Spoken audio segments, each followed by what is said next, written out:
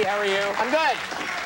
This was, you got to admit, I know that you're not a news freak, but even you can't deny this was a big week for President Clinton. It was a big week, yes, for President Clinton, but what scintillating TV viewing that whole thing was. It was pretty amazing, yeah. Subsection A of part, oh, God. Yeah, no, they should have just had, like, dancing girls come in, like, every 45 minutes. Yeah. La, la, la, la, la, la. Hey, I'm up again. You know, special guest star B. Arthur. You know, just, would that be so bad? That wouldn't help. Come on. B. Arthur come in. That'd be great. All right. I guess you're right. I think it would be great. No, this was a huge week, though, for President Clinton. While he was facing down Saddam Hussein and preparing for an economic mission to Asia, the following things happened. Paula Jones accepted an $850,000 settlement. The Lewinsky trip tapes were released, and the House impeachment hearings kicked off with Ken Starr's testimony. That's a lot of stuff. Yeah. All in just a couple of days. Well, folks, we've been on top of this whole story from the beginning, unlike the rest of the media, which has largely ignored it. Absolutely. And we have more for you now in our continuing coverage of the president in crisis.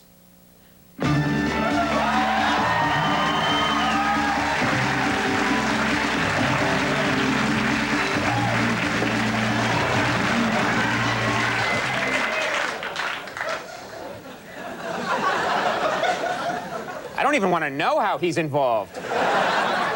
You know, I do. Later.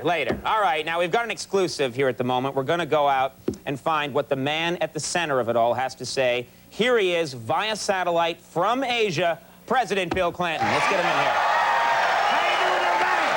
How you doing, everybody? Coming to you from Japan. Coming to you direct from Japan. It's very, it's very good to see you, Mr. President. Or as we say here in Japan, our ni hao. That's right. We are Japanese, if you please. All right, now settle down here, sir. All righty. We all know you're in Japan, all right? Now, I understand that you had a town hall-type meeting. This happened yesterday, and it's in all the papers. You had a town hall-type meeting, right, and a Japanese woman surprised you with a question about the Lewinsky affair. That's right. That's right. She surprised me. She actually asked you how you apologized to Hillary and Chelsea. That's right, and I told her I did it in a very direct and straightforward manner. That's right. That was your quote. Yeah. And the Japanese lady seemed happy with that and said arigato, which means thank you in Japanese. So to her arigato, I replied, Mr. Roboto. I see. Yeah. Realizing she wasn't a Styx fan, I went on to say, Kashiwa Moshi Oshitashi. Which means? Me, you, go my room, hump long time spinach.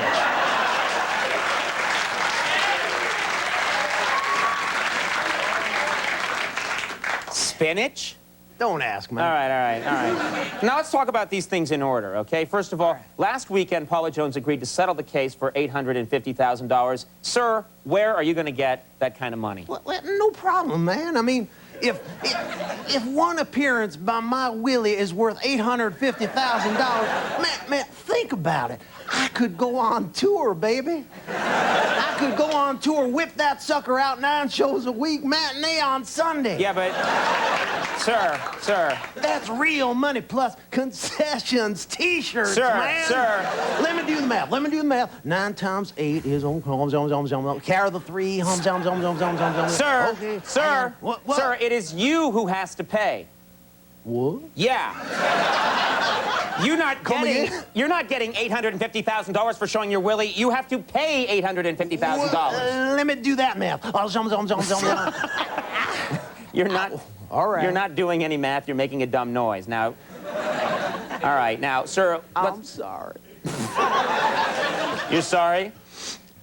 I let you down. Well, let's get into for this. For that, I am contrite. Yeah, that's... I like your contrite face. We all do. Let's talk, though.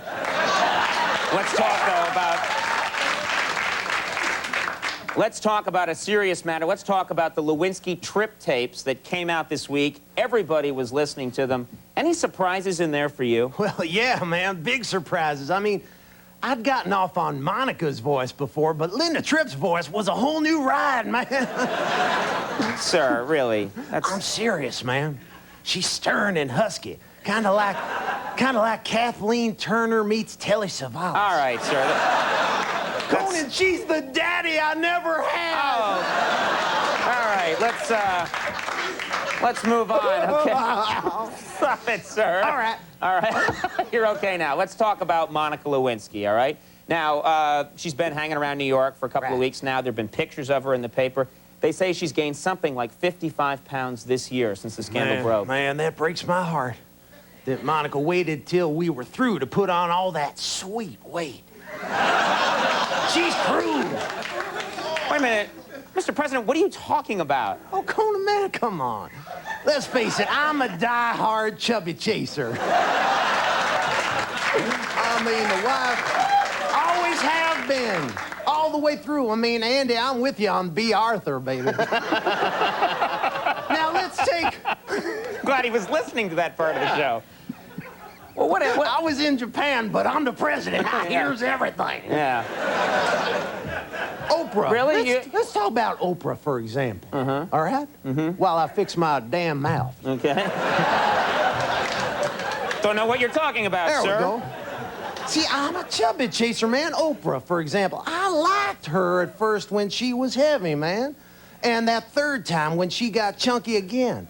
And then Oprah number 5, too. I like them odd-numbered Oprahs. Yeah. Well, they're the good ones, yeah. All right, now, sir, Monica Lewinsky has a book deal now. Right. And she's going to do a Barbara Walters interview. Right. Aren't you worried? Oh, yeah. Ooh. I'm worried that all kinds of embarrassing details are going to come out. Ooh, yeah. Look at me. I'm shaking. I'm shaking. Oh, part of you shaking, yeah. Well, sir. Surprise! What the hell happened? Knock it off. Now, sir, I know that most of the embarrassing stuff's already come out, but even in these tapes that we just heard, there were new embarrassing things like Monica's nicknames for you. Right. She called you Butthead, and then one I never heard before, Boo Boo, was a nickname she had for you. Boo Boo. Well, yeah, that was part of our Yogi Bear fantasy, man. See, we used to call oral sex visiting Jellystone Park.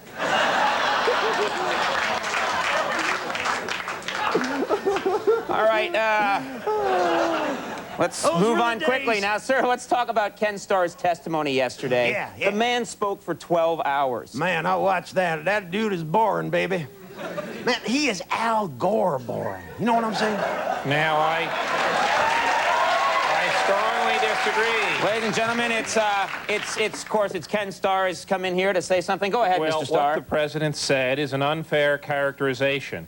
And now, while I'm here, I'd like to elaborate on a few of the more exciting points I made yesterday.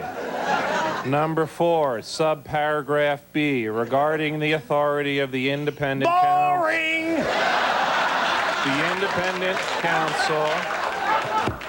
The independent counsel is charged with investigating potential Next stop, Snoozeville!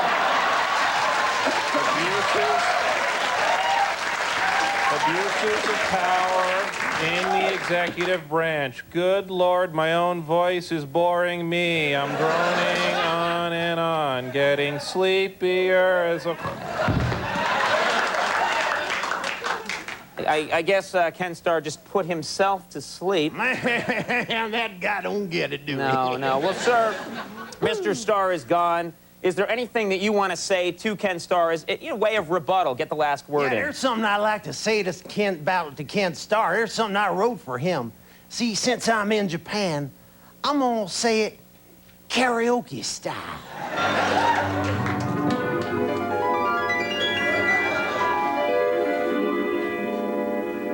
Starr thinks he's important, 'cause it testified. He thinks if he can just impeach me, I'll just step aside. But he's jealous, don't you see? He don't get laid as much as me. And I'll survive. I will survive. So Starr, now go. Walk out the door. Just turn around now, 'cause you're a four-eyed nerdy boy. Weren't you the one who spent like 40 million bucks to try to get me out of office just because my marriage sucks? Oh, no, no! I survive. All right, I'm deeply disappointed in the man, but we're going to take a break. When we come back, Shirley's